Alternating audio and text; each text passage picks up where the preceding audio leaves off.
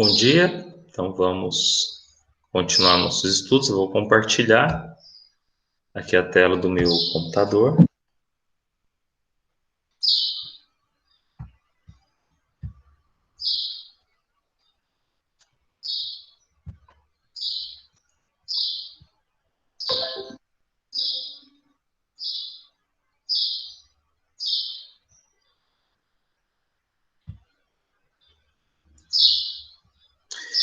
Então, qualquer dúvida, vocês podem colocar aqui no chat, tá? E se travar, der algum probleminha, vocês se comunicam, que eu vou estar de olho aqui.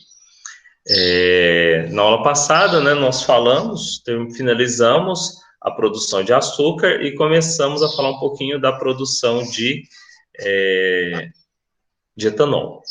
Então, o que vai diferenciar realmente na produção de etanol é o que a gente vai ver agora, que é o processo de fermentação, porque até então a obtenção da cana, o corte, a picagem, desfibração, a extração do caldo, o tratamento do caldo, tudo isso são de formas similares, tá?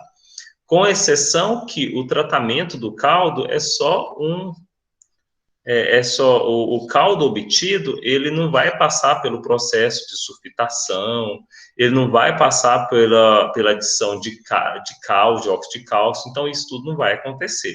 A gente vai só obter o caldo, e o caldo ele vai ser misturado com água mais o mel. E esse material vai ser destinado à fermentação. Só que não é só pegar o material e destinar à fermentação. Então, tem outras variáveis, né, que são os próprios micro-organismos que são utilizados. Então, o processo é um pouquinho mais extenso, né? Então, hoje a gente vai dedicar a isso, e depois nós vamos falar um pouquinho também das colunas de destilação. Eu acredito que hoje mesmo a gente consegue finalizar essa parte de fermentação. Então, qualquer questão, vocês podem estar fazendo a pergunta. Então, os micro-organismos utilizados para fazer essa conversão da glicose, da sacarose em etanol são as leveduras. Então, as leveduras formam uma das mais importantes subclasses dos fungos. Então, hoje a gente tem levedura e tudo tem levedura, né? É impressionante, a gente tem muita levedura nos alimentos.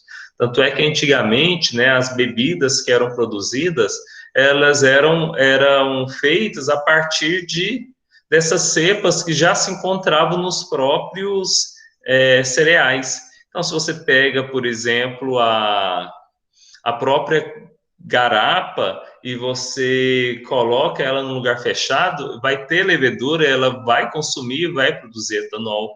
Se você pega, por exemplo, água e coloca um pouco de arroz, um pouco de milho, qualquer cereal, deixa ele num lugar fechado, também essas leveduras vão se multiplicar e vão produzir etanol. Só que a diferença é que se você não controla o seu sistema, além dos fungos, das leveduras, podem multiplicar bactérias e aí produzir substâncias que não são interessantes, né?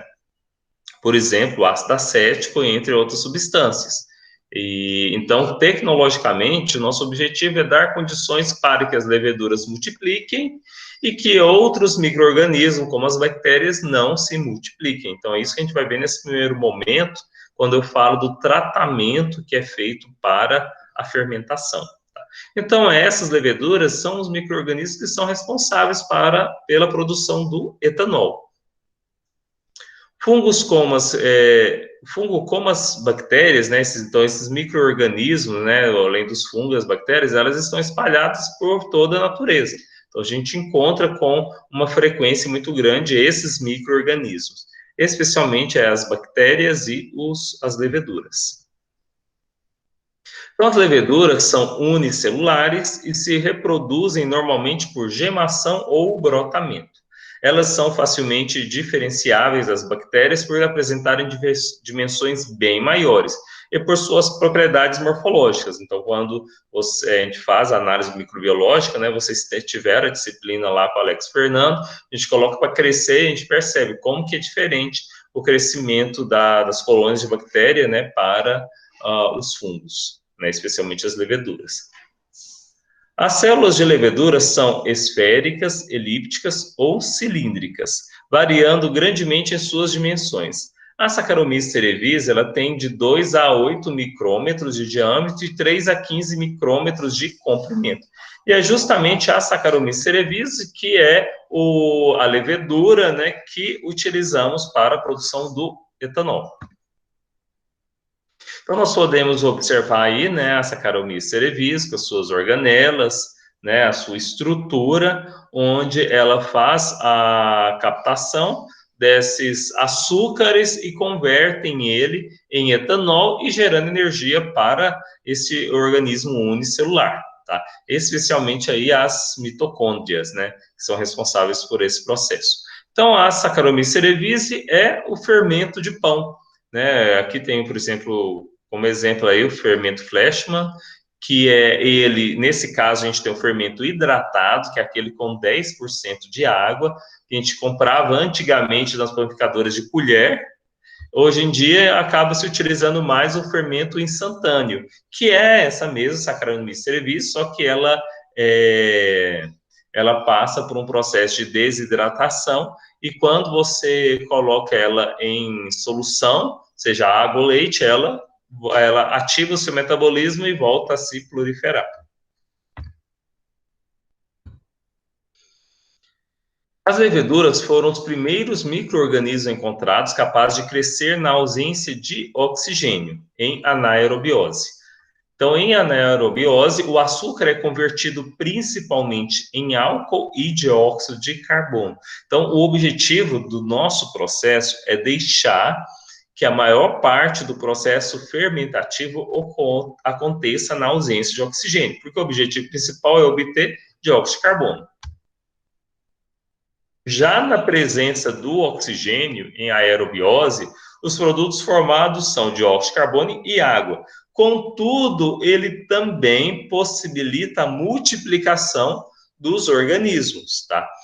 Isso não significa que em anaerobiose não tem multiplicação, mas nessa etapa favorece mais a proliferação deles do que a produção de etanol. E já na ausência de oxigênio, já favorece a produção do etanol e não a multiplicação. Mas em ambos os processos produzem tanto micro-organismos, né, pela multiplicação, como CO2 e etanol. Então, as leveduras, elas necessitam de elementos químicos, assim como outras formas de vida, não é só a glicose. Tá? Ela precisa também de outros micro-organismos. E, além disso, existem condições específicas que fazem com que ela cresça. Porque quando eu tenho meu micro-organismo e eu vou utilizar ele, a primeira etapa é a multiplicação desses micro-organismos. Então, nesse caso, adiciona-se micronutrientes como minerais, vitaminas e outras substâncias que vão melhorar o seu funcionamento, além do próprio alimento, né, do próprio macronutriente, que é a glicose ou outro açúcar, como a sacarose. O pH, que aceita-se em geral que as leveduras crescem, elas crescem melhor em meios ácidos, tá? E o interessante é que quando nós vamos iniciar a produção, seja de etanol, seja de cerveja, de qualquer outro produto que utilize a Saccharomyces cerevisiae, a primeira etapa é a multiplicação dessas leveduras. E o interessante é que o pH ácido favorece a multiplicação da levedura, que é um fungo, e ao mesmo tempo que controla o seu contaminante principal, que são as bactérias. Então, os meios ácidos já são desfavoráveis para a proliferação de bactérias, o que é ótimo. Então, na primeira etapa, que é a etapa de multiplicação, normalmente trabalha-se com pH um pouquinho ácido. Tá? A temperatura é algo que é bem interessante, porque se você vai verificar que de literatura em literatura acaba tendo muita variação, tá? Então, eu estou falando de temperatura para multiplicação celular, não é para produção de etanol, não é para produção de cerveja. É outra história. Apenas em termos de multiplicação celular, a temperatura ideal ela tem que estar na faixa de 20 a 30 graus Celsius. Alguns autores falam que é melhor a 20 a 25, outros 30 a 35. Vocês vão ver que na literatura específica para a produção de etanol, existem algumas variações de literatura em literatura. Tá? Multiplicação das leveduras, que é a primeira etapa. Então, imagina o seguinte, lá na indústria, eles utilizam a levedura, ela faz a fermentação de uma batelada, fermenta a segunda, geralmente eles usam ela até a sexta geração.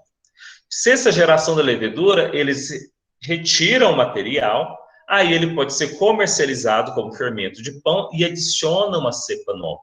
Por que adiciona uma cepa nova? Porque nessas 6 gerações, acaba tendo alterações genéticas, proliferação de bactérias, de outros micro-organismos, e a eficiência do processo começa a cair.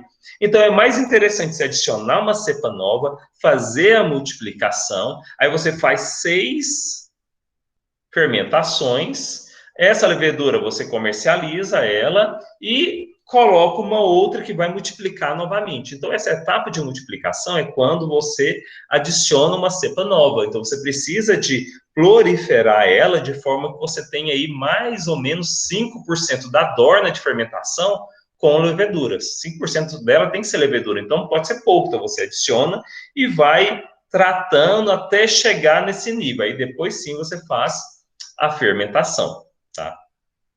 Mas mesmo de uma etapa para outra, de uma fermentação para outra, quando o sistema ele é embatelada, é necessário fazer o tratamento. O tratamento com antibiótico, com micronutrientes, para você renovar esses micro-organismos para que a próxima batelada também seja eficiente. Tá? Então, mesmo entre uma e outra, é necessário fazer o tratamento. Mas a multiplicação mais efetiva é quando você adiciona uma cepa nova, que acontece com muita frequência. Se a gente for pensar que essa cepa, ela vai multiplicar e ela vai promover 6 fermentações apenas. Então, na verdade, isso acontece com muita frequência.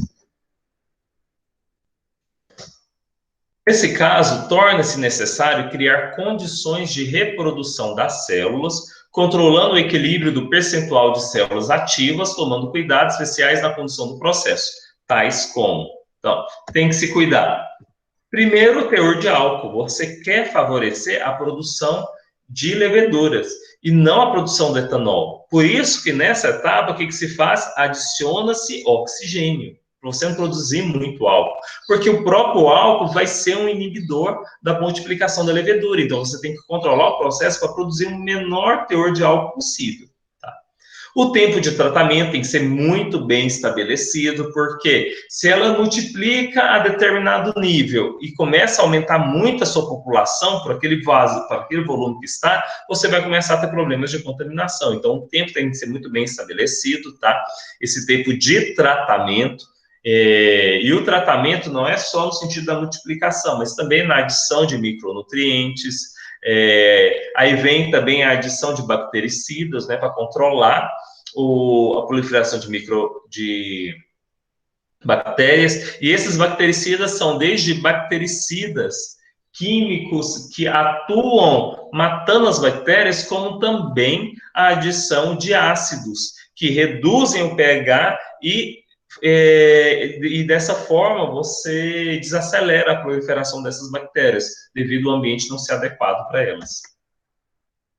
E a adição de antibióticos, né, que é o meio mais eficiente para o controle dessas bactérias, tá? Que são contaminantes. Então, o objetivo é que você tenha um meio açucarado com nutrientes, então é um meio ótimo para bactérias também, mas você não quer multiplicar bactérias, você quer multiplicar leveduras. Por isso que tem que ter esse cuidado com a adição desses insumos para você controlar esses outros componentes, porque senão você quer produzir álcool e vai produzir ácido acético e outras substâncias que não são interessantes, né? Que não é o foco.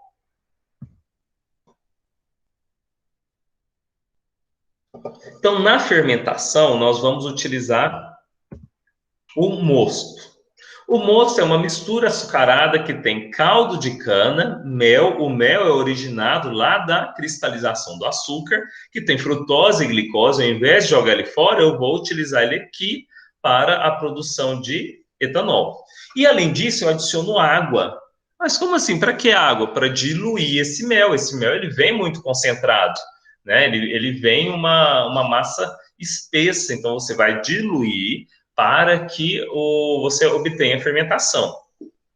E eu vou falar mais ou menos de valores de diluição mais à frente. O caldo de cana ele tem 15 graus Brix. Tá? Se você faz uma fermentação, por exemplo, com moço com 18 graus Brix, você tem pontos positivos e negativos, ou 15 graus Brix. Mas se você faz ele com 12 graus Brix, ou seja, você faz uma diluição no caldo e nesse mel, você vai ter pontos positivos e negativos também. Então, isso a gente vai discutir mais à frente, tá? Mas o mosto é essa mistura de caldo de cana, mel, originado da produção do açúcar, e água destilada. Água, tá? Água de processo. E nesse mosto vai ocorrer a fermentação alcoólica. Então, a percentagem de sólidos solúveis contidos em uma solução é medida através do grau Brix. Então, como eu falei na aula passada, né, o grau Brix ele não mede só a quantidade de açúcar, mas de sólidos solúveis. Por isso que na indústria é feita primeiro uma floculação para depois determinar o teor de açúcar do caldo de cana. Nesse caso aqui, a gente não vai fazer um tratamento. A gente vai utilizar o caldo de cana como ele é, a gente não faz sulfitação nele, não faz precipitação. A única coisa que acontece nesse caldo é passar numa peneira e retirar os bagacilhos. Então, isso é feito. Tá? Aí, esse caldo de cana, sem o tratamento, ele já vai ser direcionado para a fermentação. Então, por isso que quando é feito o grau Brix aí, já sabe-se que além de açúcar, tem também os sais, sais de ferro, né, que estão, às vezes, distribuídos de forma coloidal no sistema, que acaba aumentando também o grau Brix. E a índice de infecção é avaliado pela acidez. Então, da mesma forma que para a produção de açúcar, né, a gente avalia a qualidade do caldo de cana que chega na fábrica, aqui também é avaliado essa qualidade do caldo de cana.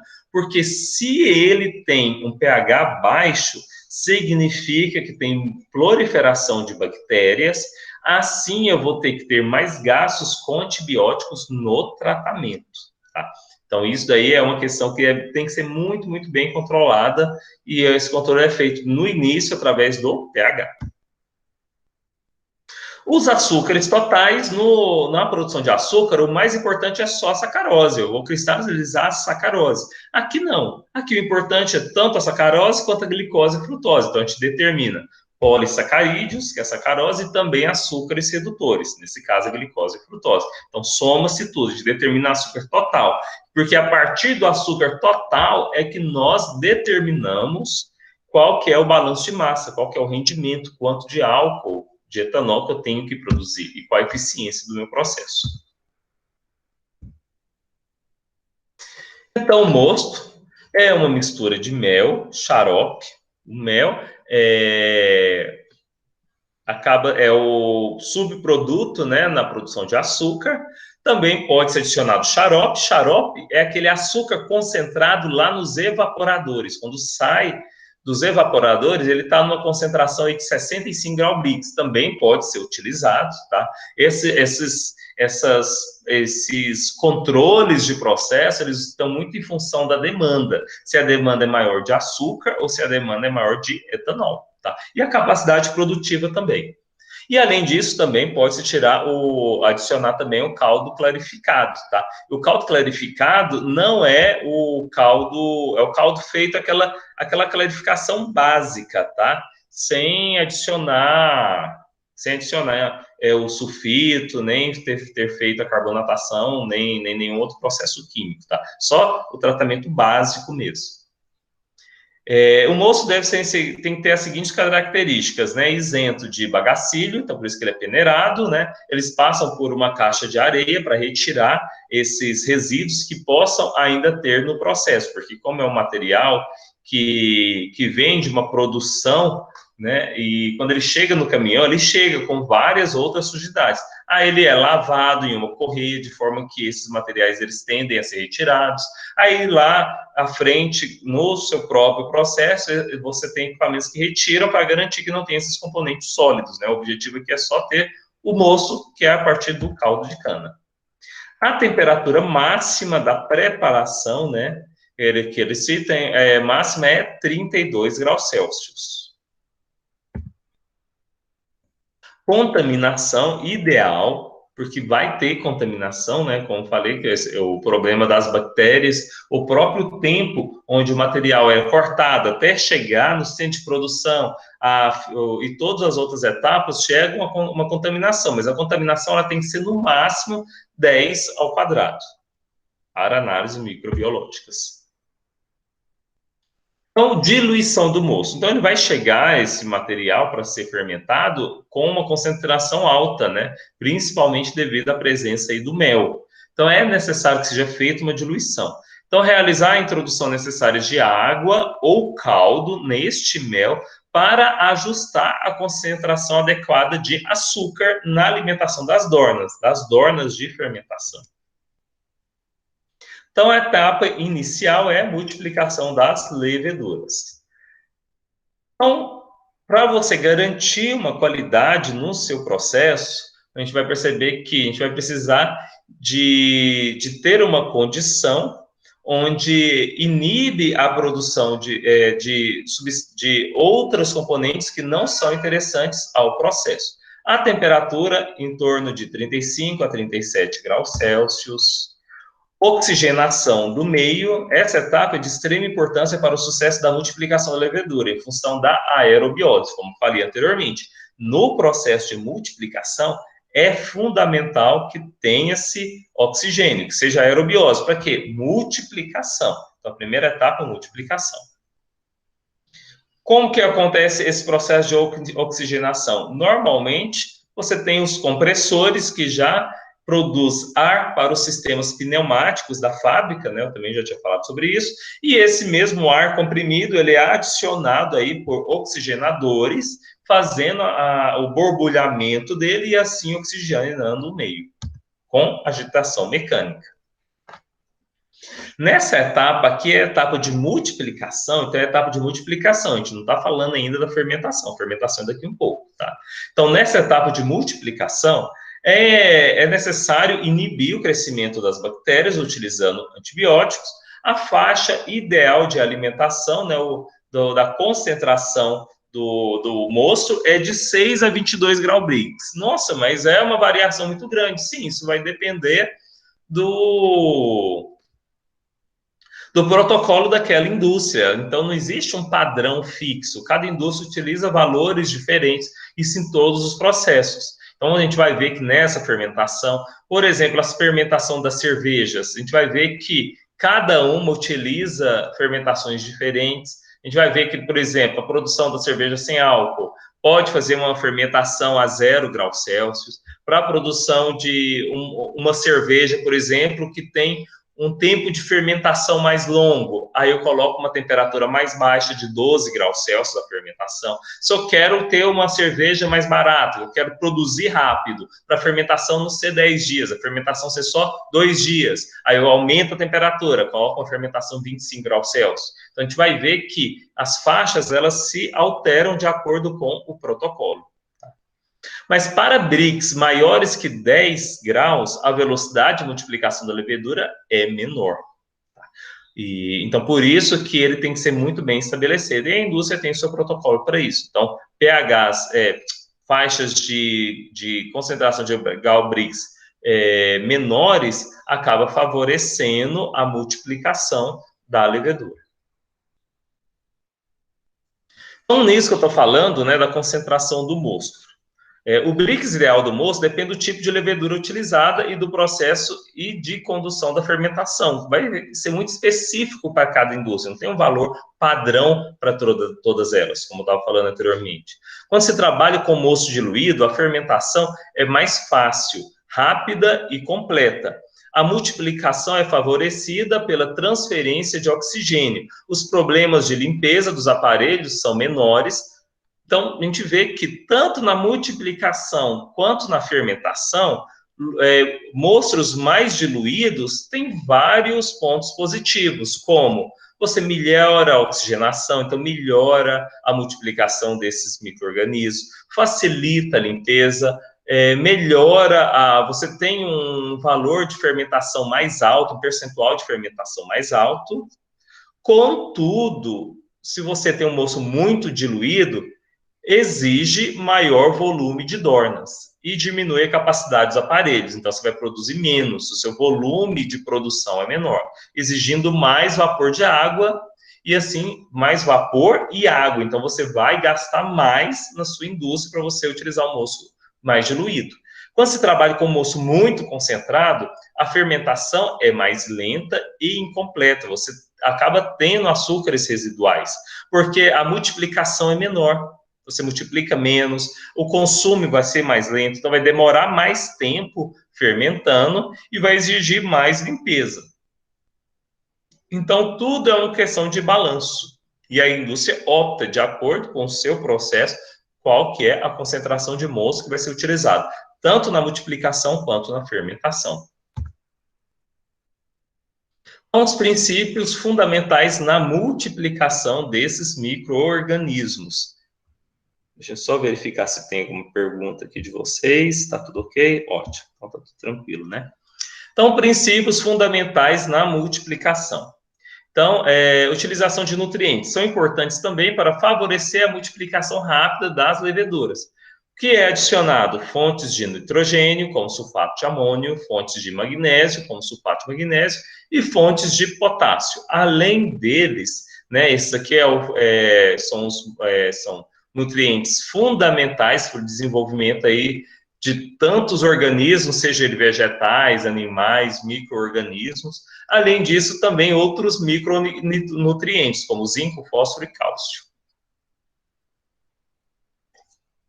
Então, a aplicação desses nutrientes, junto com bactericida, para controlar o desenvolvimento das bactérias, é necessário até que esse fermento atinja 5% dentro da dorna de fermentação, para depois adicionar, fazer a completagem com o mostro e iniciar a fermentação.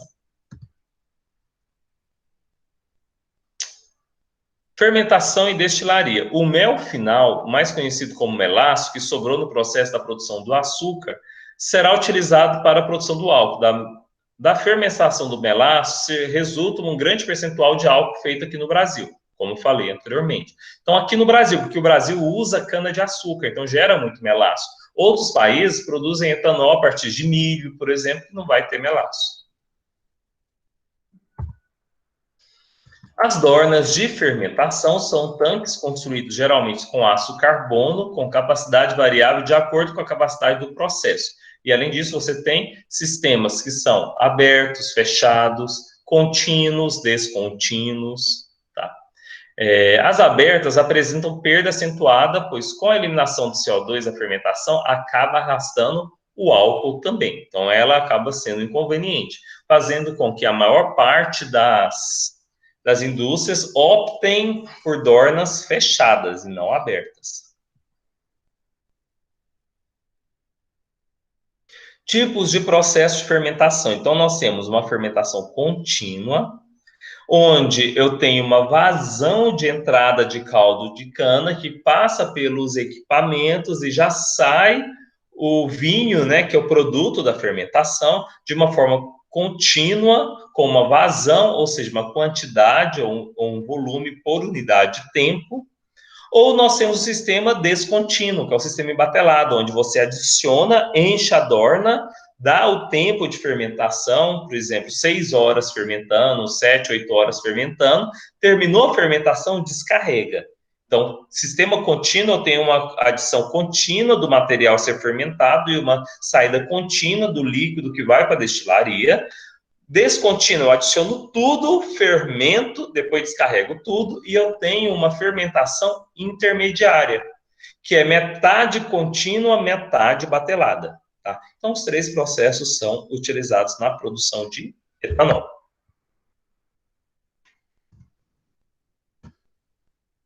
Então, na fermentação contínua, nesse processo, utiliza-se dorna de grandes dimensões. Por que ela tem que ter grandes dimensões? Porque você precisa de adicionar o seu fermento com o moço, dar o tempo para ele entrar em contato, fermentar, as leveduras consumir a glicose, excretar o etanol, então você tem que dar esse tempo. Por isso que as dornas, elas são de grandes dimensões para sistema contínuo. O mosto é misturado à levedura na primeira dorna. Então, os dois são misturados. Passará para as demais num processo contínuo até chegar à última dorna, onde a concentração de açúcares estará menor possível, podendo assim ser considerada a dorna como morta. Então, ele vai passar lentamente de uma dorna para outra, geralmente 3, 4 dornas, de forma que no final a concentração de açúcar está lá embaixo. Ou seja, como está tão baixinha, a gente considera a dorna como morta, porque não tem mais alimento e as leveduras elas já estão com metabolismo inativos devido à falta de alimento. O vinho bruto é o produto da fermentação. Isso aqui é um termo que é bem discutido, né? Os enólogos falam que vinho é o produto da fermentação da uva, que é a fruta da vinha. Já outras indústrias, como a produção de cerveja e álcool, falam que vinho é o produto de qualquer fermentação. Mas, no final das contas, o que eu estou falando aqui é o vinho bruto, é o produto da fermentação, após a fermentação do micro-organismo, ele é enviado para uma centrífuga e a centrífuga separa as células de levedura do vinho, que a gente chama de vinho delevedurado. Esse vinho delevedurado vai para a fermentação para a obtenção do etanol, que foi produzido na fermentação.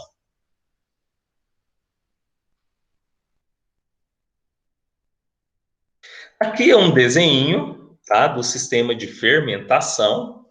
O mosto, ele é adicionado aqui na primeira dorna. Nessa primeira dorna, é adicionado junto com o mosto o fermento, que vem aqui de baixo. Então, esse fermento é adicionado aqui. Eu não sei se vocês estão conseguindo ver a seta aqui do meu mouse. Vocês estão conseguindo ver? Só ativa o microfone, o chat e responde aí para mim. Sim, estamos sim. Então, ótimo.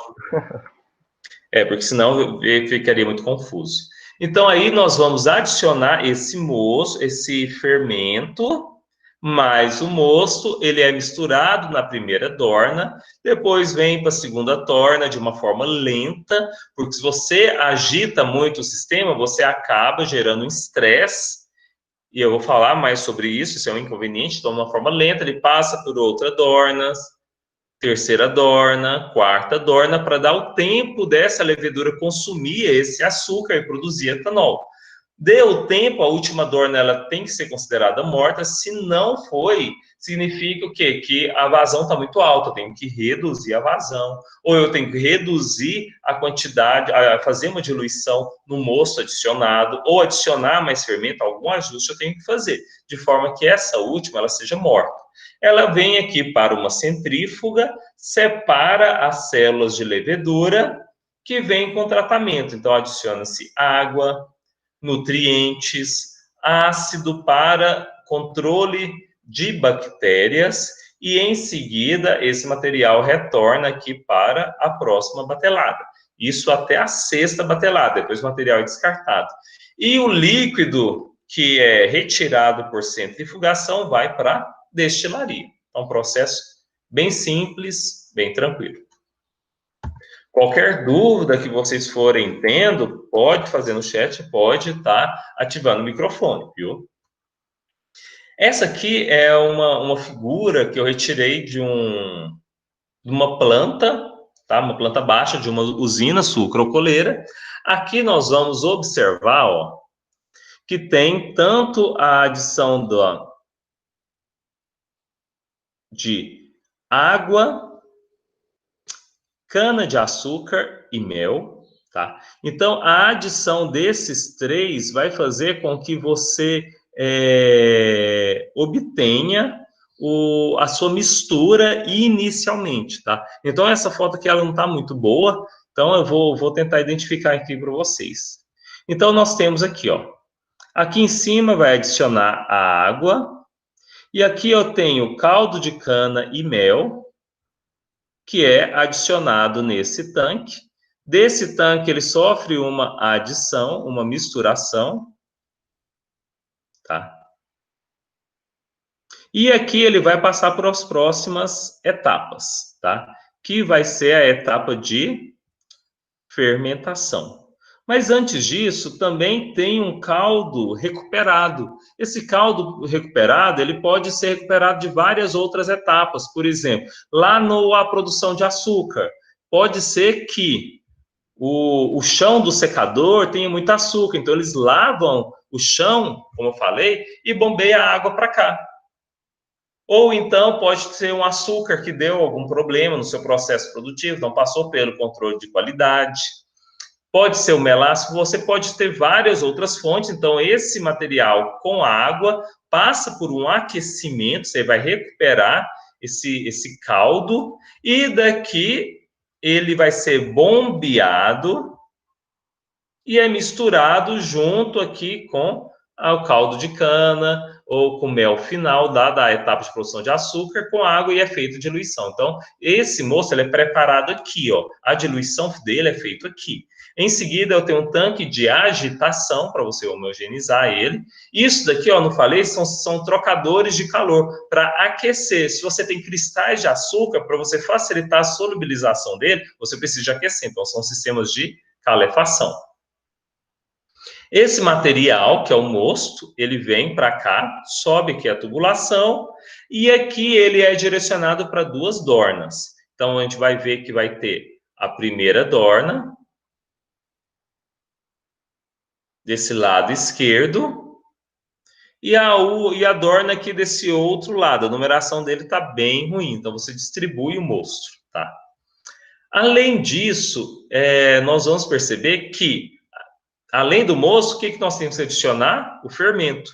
Então, o fermento, ele é retirado aqui dessa cuba, que é a terceira cuba de tratamento, e ele é bombeado aqui, ó. Isso aqui é um sistema contínuo, então ele está o tempo todo produzindo e enviando. E aqui é adicionado o fermento. O fermento, ele vem tanto para esta dorna, não tem a setinha aqui, mas para essa outra dorna também. Então, essas primeiras dornas também é chamada de dorna-mãe, porque ela recebe a levedura junto com o nutriente, a levedura junto com o caldo de cana, né, com o mosto para a fermentação. Aí, nessa primeira dorna, tem uma agitação bem lenta que sai do fundo e volta para a dorna, para que a levedura ela não se precipite. Então, precisa de ter uma agitação lenta. Passa por essa dorna, tem a primeira fermentação, vem para a segunda dorna, a fermentação continua, o teor de açúcar vai caindo. Aí, em seguida, tem a agitação também da mesma forma que a primeira dorna. A terceira dorna, ele vem aqui para a terceira dorna também, de uma forma bem lenta. Tá? Depois que chegou nessa terceira dorna, a dorna está morta. A levedura já consumiu, tá? O açúcar. Aí sim, esse material ele desce aqui para a centrífuga. Do outro lado, aconteceu a mesma coisa. Então, o líquido dessas duas dornas descem até a centrífuga. A centrífuga, ela vai retirar o caldo, o vinho fermentado, que agora vai chamar vinho delevedurado, que vem para esses tanques, e desses tanques vai ser bombeado para destilaria. E as leveduras que foram obtidas, ela é adicionada aqui na primeira cuba, onde adiciona-se água, porque ela sofreu uma centrifugação, então o teor de água dela é muito baixo, então você adiciona um pouco de água, adiciona o ácido para controle microbiológico, vem para a segunda dorna, terceira dorna, para o seu tratamento, para esse ácido dar o tempo de matar essas bactérias, né, presentes no meio, que se multiplicaram de forma indesejada, e em seguida, da terceira dorna, ele retorna novamente para essas duas primeiras dornas, que são as dornas mãe. Ok? Aqui é a tela de um computador, então aqui é uma planta baixa, né, da indústria com os equipamentos. Aqui é a tela do computador onde é feito todo o controle. Antigamente tinha-se vários funcionários. Aí os funcionários ficavam ligando, desligando válvula, né? Eram vários para poder fazer toda essa movimentação. Aumenta a amperagem da bomba, reduz a amperagem da bomba, fica de olho no nível do tanque. Hoje em dia não. Hoje em dia, o funcionário, ele fica lá na frente do computador e é que ele controla tudo. Ele controla o nível. Aliás, o nível é totalmente automatizado. Atingir o nível, o próprio sistema reduz a amperagem da bomba, que vai reduzir a rotação, e assim vai adicionar menos produto. Esse nível começa a baixar. Baixou, está muito baixo, ele aumenta a rotação da bomba, adiciona mais, ele começa a subir novamente. Então, você controla o nível para não ficar nem muito baixo, nem muito alto. Então, o sistema é totalmente automatizado, tá? E aqui ele tem os tanques, né, onde tem a água que vai ser adicionada aqui, ó, a gente que chama-se de garapa, e aqui a garaparia, ou garapeira, né, onde é preparado o mosto. Então, adiciona-se a água em verde, o caldo de cana, e aqui em cima o mel, que veio lá da produção de açúcar. Vem aqui essa mistura dessa garapa, né, que são esses componentes. Aqui ele vai ser agitado e em seguida vem para a dorna. Essa dorna vai receber os micro-organismos que veio lá da centrifugação, da fermentação, junto com água, aqui o fermento e aqui o ácido para fazer o controle microbiológico. Dá o tempo para essas leveduras se restabelecerem o tratamento. Se for a primeira etapa, dá o tempo para ela multiplicar, adiciona-se nutriente. Se é de uma fermentação para outra, faz o tratamento, faz o controle microbiológico aqui. Em seguida, vem para a segunda dorna, a terceira dorna, tá? O uso de antibióticos são casos extremos. Então, supondo que pegou o caldo de cana, tem um alto nível de contaminação, aí quando chega aqui, ó, eles adicionam antibióticos também para fazer esse controle. Caso esteja bem regularizado, que é o normal na fábrica, então não precisa de se utilizar. Então, adiciona-se aqui o fermento tratado mais o mosto e vem para as dornas de fermentação. Fermentação contínua. Tem um custo alto de automação, porque você vai precisar de equipamentos, de sensor de nível, tudo muito bem, muito sofisticado para fazer esse controle.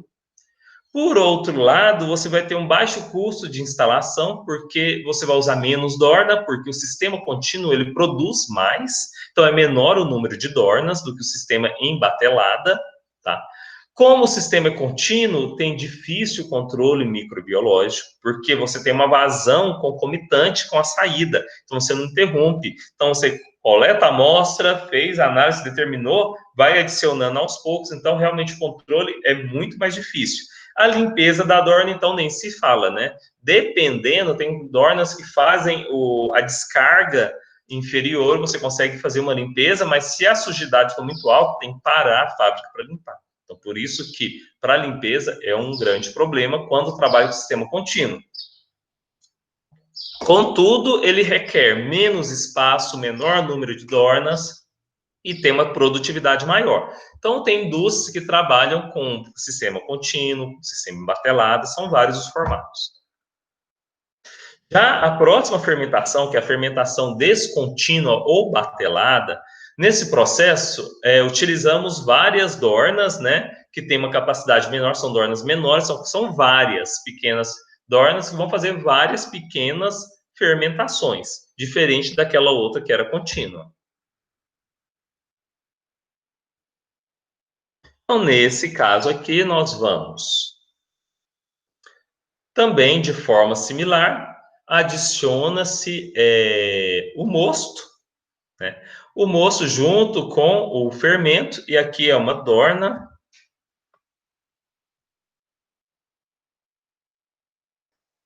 Ficou faltando a dorna aqui, tá?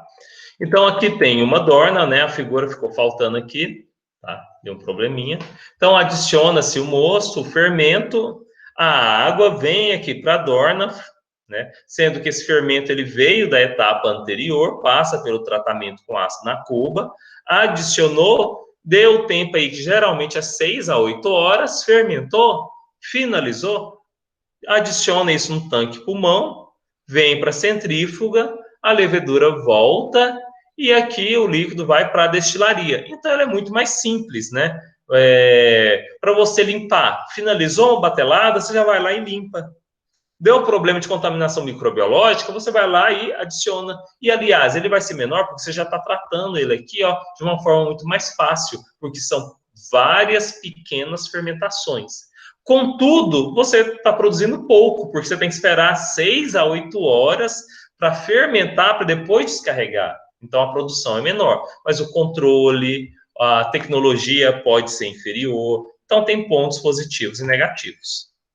Esse aqui é uma planta baixa de um sistema com fermentação em batelada. Então, de forma similar, adiciona o mel, a água, caldo de cana reconstituído, açúcares de outros processos, de outras perdas, passa pelo aquecimento, dilui, adiciona aqui novamente, faz a diluição necessária com água e em seguida ele é adicionado em dornas, várias dornas. Junto com elas, o fermento, que está aqui embaixo, ele sobe e é adicionado em todas elas. Dá o tempo de 6 horas, tá? Para poder fermentar. Aqui tem um agitador que pega o fermento que tende a decantar aqui no fundo e adiciona na lateral, então faz uma pequena agitação de uma forma bem suave. Dá o tempo de fermentação, fermentou, as dornas estão mortas, aí esse líquido ele desce, vem para as centrífugas. As centrífugas elas separam cada centrífuga. Olha, as centrífugas elas utilizam, cada centrífuga vai ter uma dorna específica, tem uma tubulação separada específica, tá? E aqui há um fermento, ele vai para as cubas de tratamento, onde retorna o processo, e o líquido vem para esse tanque pulmão, onde vai ser destinado para a destilaria. Ok? Características desse processo, que é o processo descontínuo. Baixo custo de instalação, no sentido de automação, você não precisa ter uma automação grande, ela é muito mais barata, tá? Baixo custo de manutenção, porque você termina uma latelada, esvazia, então ela é muito mais prática a manutenção dela. A outra, que é a contínua, você tem que parar a produção para fazer manutenção. Essa não, você para uma, as outras estão funcionando. Facilidade do controle microbiológico e a limpeza das dornas com maior frequência e com uma facilidade muito maior. Contudo, tem uma baixa produtividade. Tá? Então, tem os prós e os contras.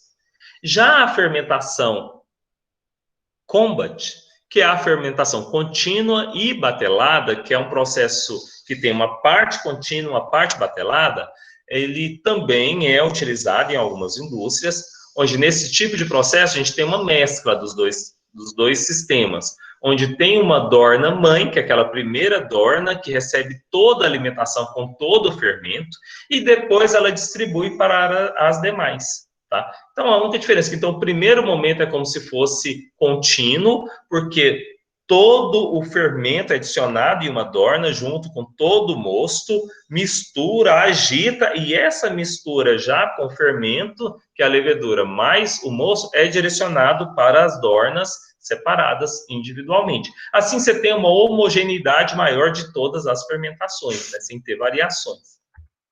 É um processo também utilizado e interessante. Até agora, alguma pergunta? Tudo bem? Então, vamos fazer um intervalo de 5 minutinhos, bem rapidinho, tá? Só para beber uma água e ir no banheiro, e a gente retorna aqui. Ok?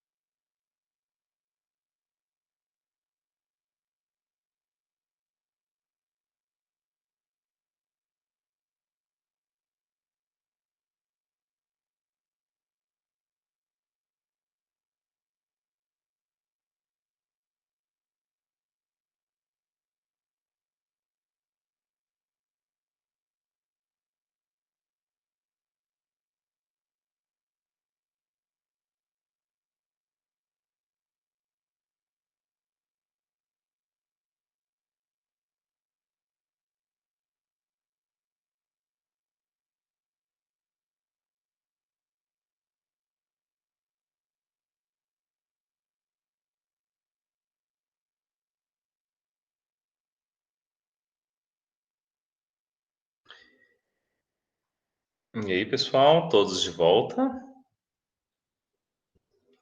Deu tempo de vocês irem, né? Beber uma aguinha, vamos retornar para a gente poder tentar conseguir finalizar essa parte, tá? Então, vou projetar aqui novamente.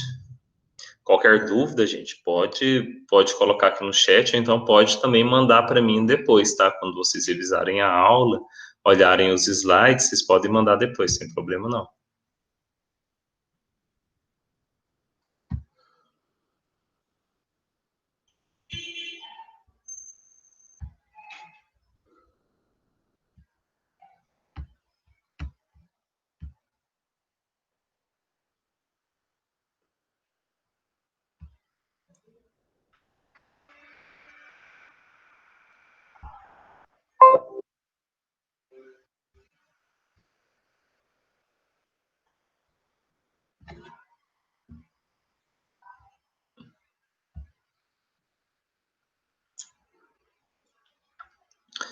Então, fatores que influenciam o processo de fermentação.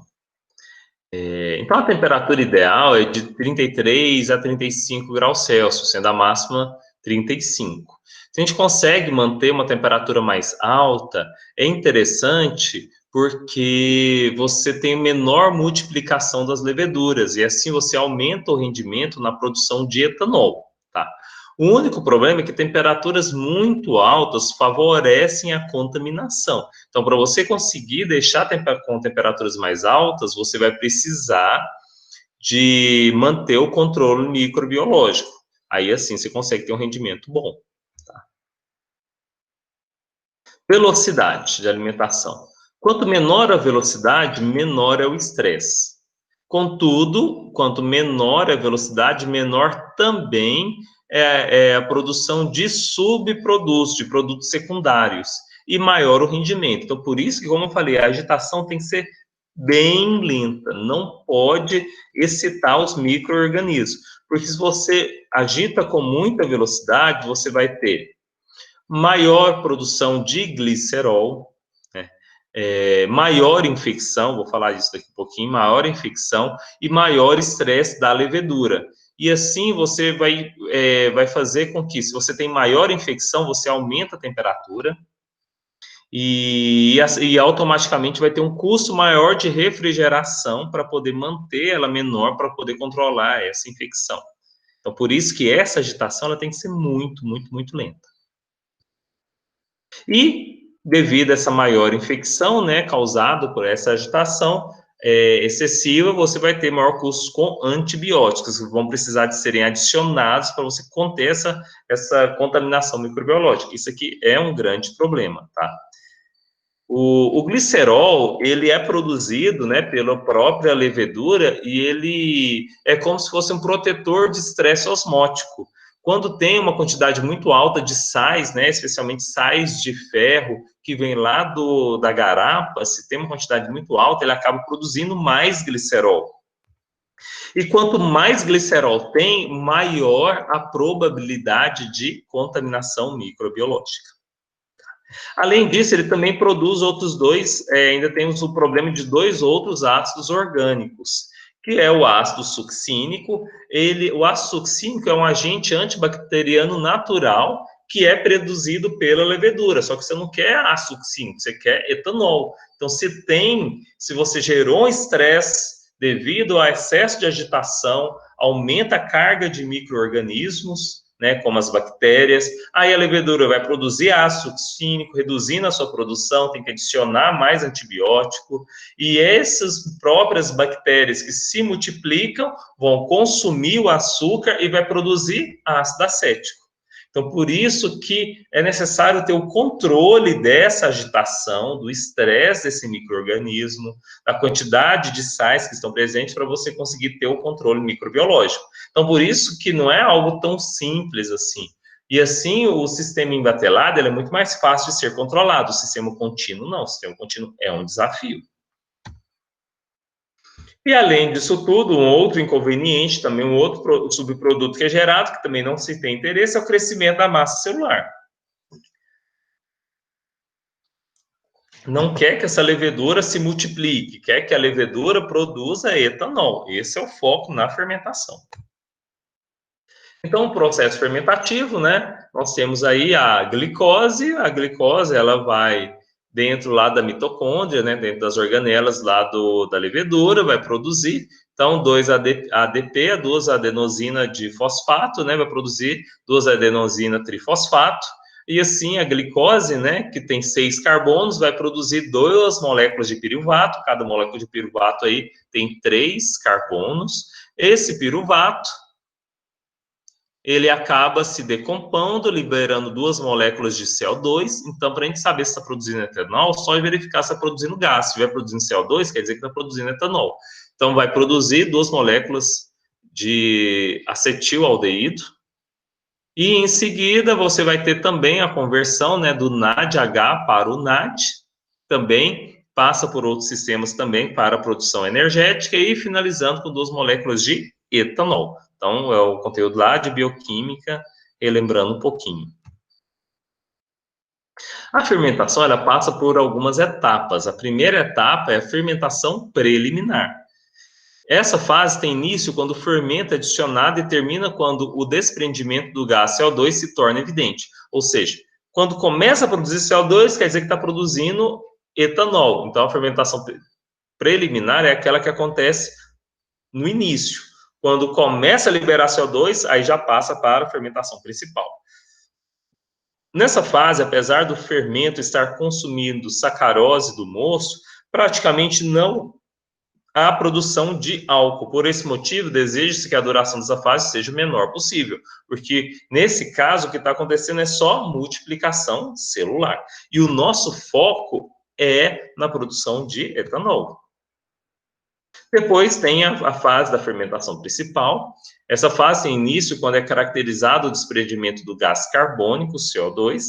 Então, torna-se necessária a verificação constante da densidade, né, do grau Brix, para verificar se a fermentação está chegando no fim ou não. Então, para a gente saber se a fermentação chegou no fim, a gente coleta uma amostra e faz o grau Brix e determina o teor de açúcar que tem presente no sistema. Tá? As dornas de fermentação, elas apresentam um sistema de resfriamento para reduzir a temperatura, conforme eu falei anteriormente. Então, excesso de agitação, estresse osmótico, proliferação de micro-organismos, tudo isso aumenta a temperatura. Então, uma forma de reduzir esses inconvenientes é reduzir a temperatura da fermentação. Então, todas as dornas têm um sistema de arrefecimento para manter a temperatura na temperatura ideal. Nessa fase, a formação de álcool é máxima e rápida, diminuindo o Brix, o mosto, até o ponto da fermentação complementar, que é quando ainda tem um resíduo de açúcar, e a gente passa para a fermentação complementar. O vinho será, depois que termina essa complementar, que é quando tem um restinho de açúcar, mas ainda deixa um tempo a mais para ver se esse açúcar é consumido por esses micro-organismos, gerando aí mais etanol, e depois que finaliza a complementar, o vinho será centrifugado para a separação do fermento. O vinho centrifugado é enviado para dornas volantes, que alimentam os aparelhos de destilação, e o fermento é enviado para as cubas, onde o fermento será tratado para ser reutilizado nas próximas fermentações, como foi dito anteriormente. Tá? Então, esse vinho, ele vai ser direcionado lá para as destilarias. Tá? Então, a destilaria de álcool ele vai apresentar 3 torres distintas, sendo que o vinho, que é o produto que chega lá da fermentação, ele apresenta 9,5% de álcool. E agora ele vai passar pela destilação. Na destilação vai liberar um subproduto que é a vinhaça, que é rica em água, matéria orgânica, nitrogênio, potássio, fósforo, e é usado na lavoura como fertirrigação. Então, quando a gente passa próximo dessas usinas, que tem um odor meio desagradável, é devido a essa fertirrigação, esse resíduo da destilação que é utilizado para fertilizar e irrigar as lavouras de cana-de-açúcar. Então, nós vamos passar aí por 3 colunas, tá? Vou só mostrar ela aqui para vocês. Essa aqui é a figura do supervisório, a tela do computador, onde o operador controla a passagem dos produtos até obter o produto final. Então, nós temos aqui Primeiro, a torre A, que é onde vai receber o vinho delevedurado. O topo aqui, que é a torre D. Depois vai passar, vai sair, vai passar aqui para a torre B. Tem os condensadores superiores. Depois passa pela torre C. Também outros condensadores superiores. Aqui condensadores R, E, H. E aqui já vai sair o álcool anidro. E ainda assim nós temos uma torre de recuperação, chamada de torre de recuperação P. Então é isso que a gente vai estudar agora, tá? Então vamos voltar lá na torre A.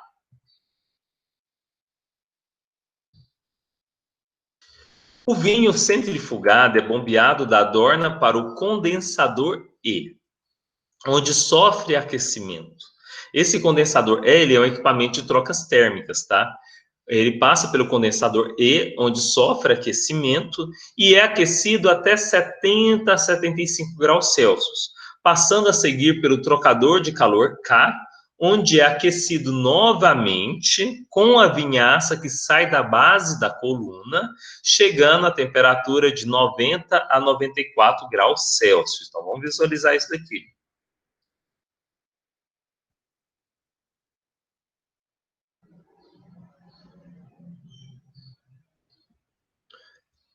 Aqui, ó, através dessa tubulação aqui, meio amarela, alaranjada, o vinho delevedurado, ele vai chegando, ele passa por esse trocador de calor. Esse trocador de calor significa o quê? Que essa corrente vai aquecer e essa outra corrente aqui, ó, vai resfriar. Então, um transfere calor para o outro. Essa corrente são os gases.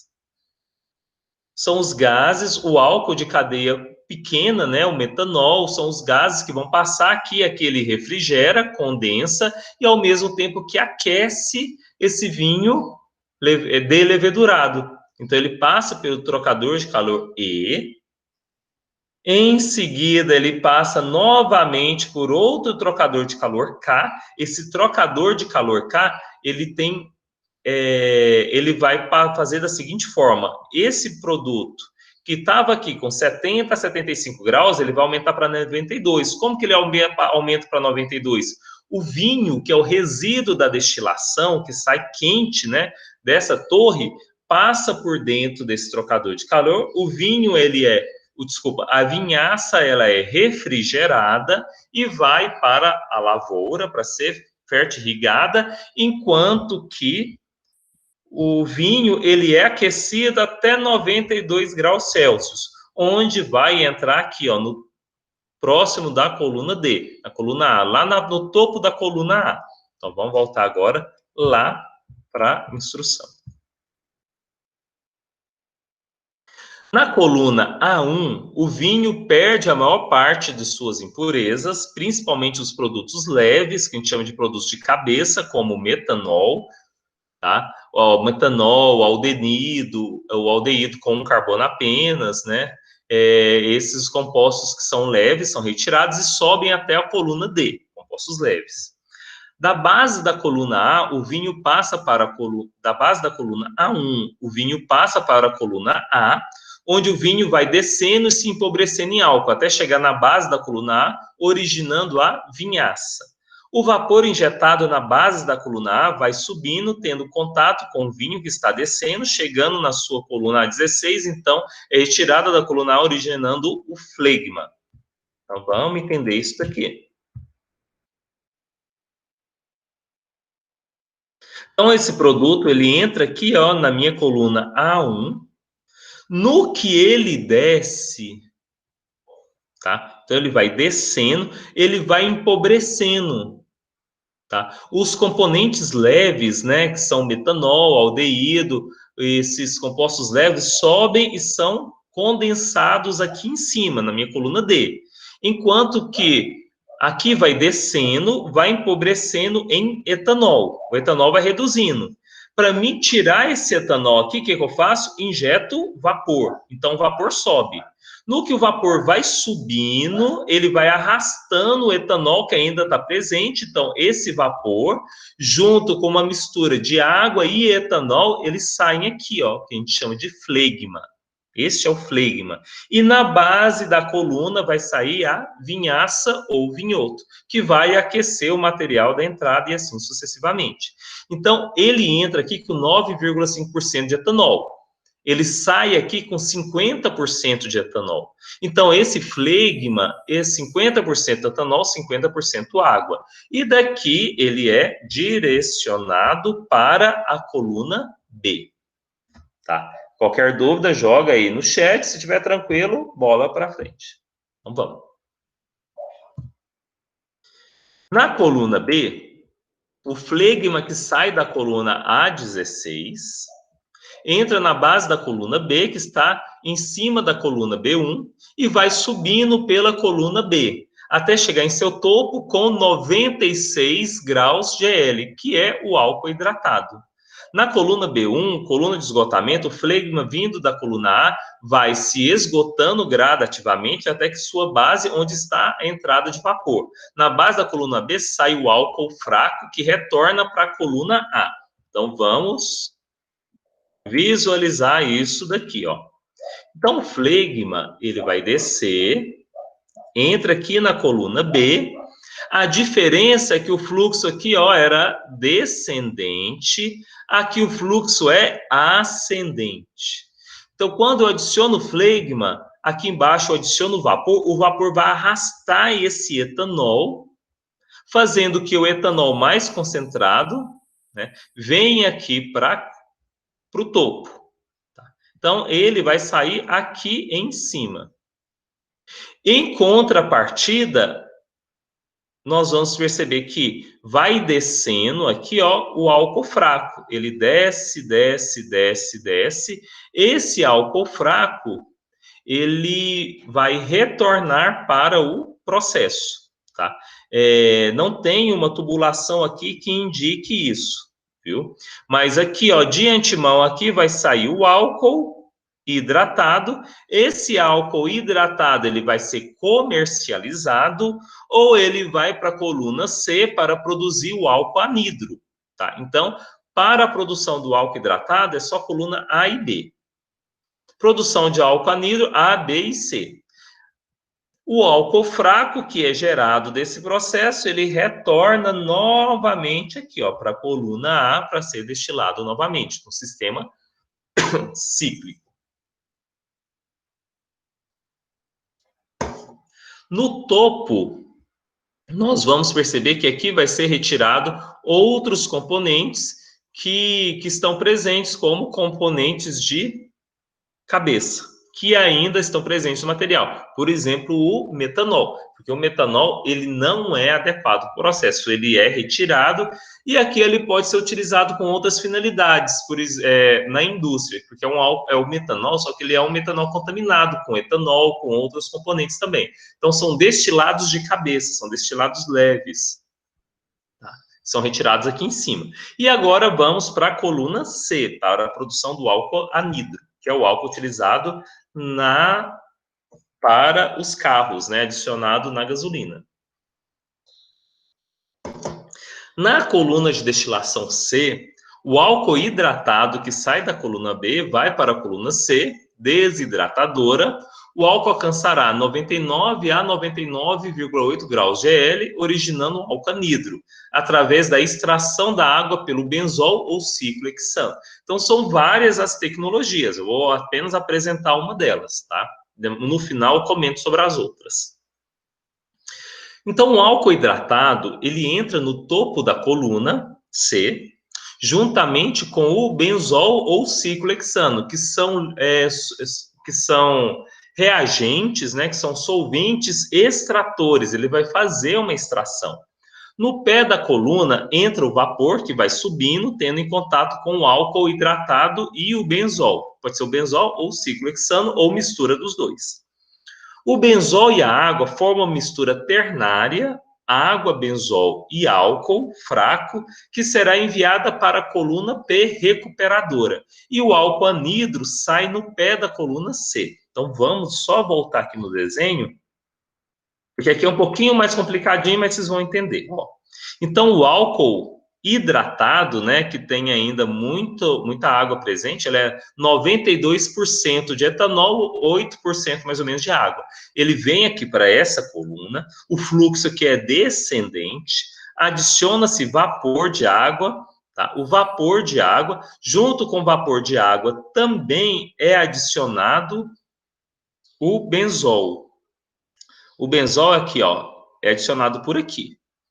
Então, aqui tem o benzol, ele sobe e é adicionado aqui em cima. Então, você tem o líquido nessa coluna desidratadora, tem o solvente desidratador, o álcool hidratado, que é adicionado. Então, aqui eles vão misturar e aqui embaixo tem vapor de água.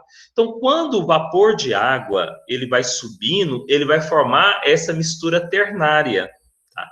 E essa mistura ternária, ela retorna para o sistema. E o mais interessante disso é que essa estrutura ternária é que faz a diferença. Porque, veja, o fluxo aqui, ó, agora vai ser descendente. E por que que o fluxo é descendente? Então, antes de eu falar isso daqui, deixa eu ir lá na frente só para justificar para vocês, tá? A mistura de várias substâncias frequentemente pode dar a formação de misturas azeotrópicas, isto é, misturas com pontos de ebulição constante e que produzem vapores de composição igual ao do líquido gerado. Esse fenômeno foi confirmado pelas experiências de Young. Então, vamos ver aqui, ó.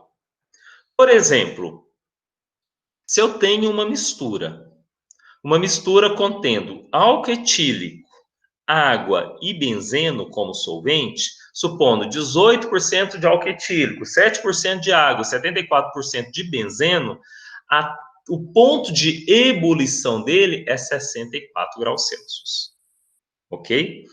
E isso que é o mais interessante, porque o ponto de ebulição já das outras substâncias, né, por exemplo, do etanol, 78, da água, 100 graus Celsius, e do benzeno, 80. Então, a mistura dos três tem uma temperatura de ebulição que é menor.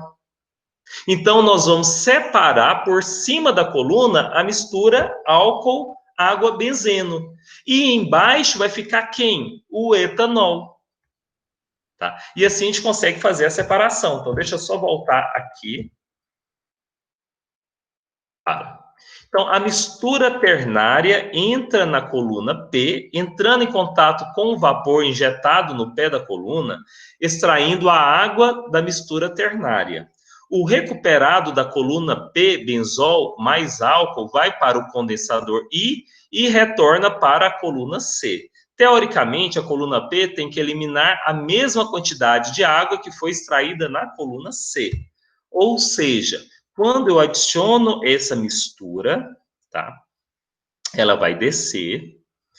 No que ela desce, aqui embaixo eu retiro o etanol anidro, o álcool anidro, tá?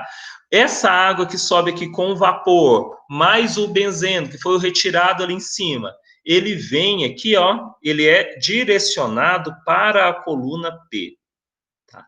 Então aqui, ó, ela vem para cá, e daqui vem para a coluna P. Tá? Então, só voltando. Então, o benzol recuperado aqui na coluna P, ó, ele vem daqui, ó. Eu tinha mostrado, acho que ficou invertido. Então, o benzol que é adicionado no tanque, ele vem para cá, essa mistura. Aqui ela é comprimida. Aqui em cima é separada. No que é separada, aqui ela desce. Então, aqui adiciona o benzeno, né? Por exemplo, o solvente benzeno, mais o álcool hidratado. Aqui vai sair essa mistura ternária. E essa mistura ternária, ela vai retornar para a coluna P. E na coluna P, adiciona-se vapor de água. E aqui em cima, o vapor de água, aliás, o vapor de água, né, que é a água, mais o benzeno que está presente, eles sobem Aqui em cima você vai condensar, retirando a água presente no sistema. E o solvente, ele pode voltar por aqui também. Ele é separado. Então, ele é separado por aqui e separado aqui por baixo também, onde aqui também é retirado água. Então, a gente tem dois sistemas, né, onde consegue fazer essa separação. Aliás, o benzeno é só por essa daqui, ó. Só por aqui. E aqui a gente retira a água que está presente. Então, essa é uma coluna desidratadora, onde sai o álcool anidro. Aqui nós vamos pegar a mistura ternária. Dessa mistura ternária, a gente separa. E aqui em cima, o álcool retorna. E aqui em cima, a gente retira o benzeno, que volta para o processo, e a água é retirada do sistema. Então, basicamente, nessa coluna C e a coluna recuperadora P é que a gente consegue produzir o álcool anidro.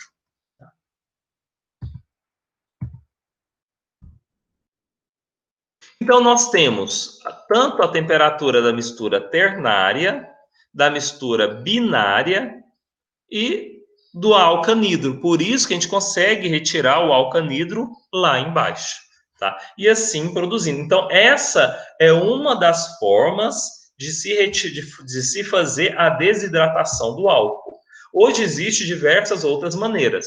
Então, os elementos utilizados nessa destilação azeotrópica, como é chamado, pode ser tanto uma mistura de benzol e heptano, pode ser só benzol, pode ser só ciclohexano. Hoje já existem estudos para utilizar a glicerina também como líquido extrativo. Então, basicamente, são esses que são utilizados nessa tecnologia, que é a mais empregada aqui no Brasil.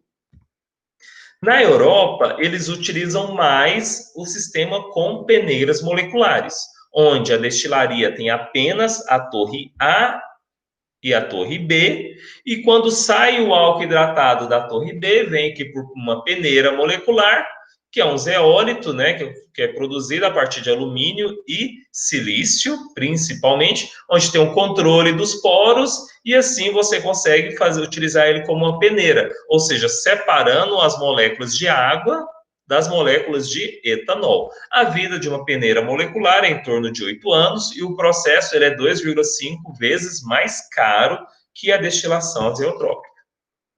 Então, aqui são os tanques de armazenamento do etanol. E só uns dados, né, lá